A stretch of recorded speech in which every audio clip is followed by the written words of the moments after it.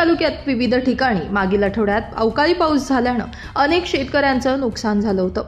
यामध्ये कसबे सुकेणे गावातील अनेक शेतकऱ्यांचे द्राक्ष बागेचं नुकसान होताना दिसतंय।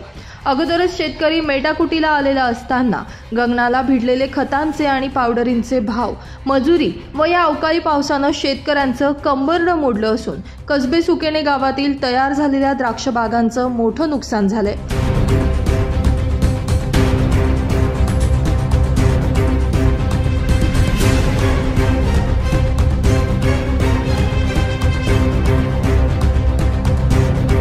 यामध्ये श्याम काठे, सुधाकर काठे, जगन शेवकर, हरीश वाघ अशा अनेक शेतकऱ्यांचे द्राक्ष बागेचे 50 ते 55% नुकसान झाले।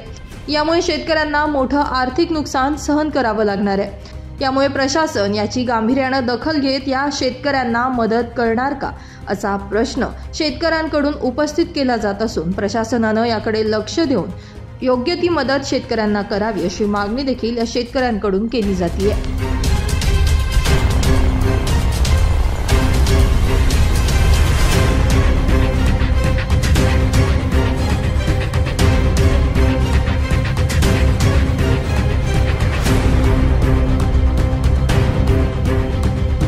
ब्युरो रिपोर्ट, नाशिक माझा न्यूज, नाशिक।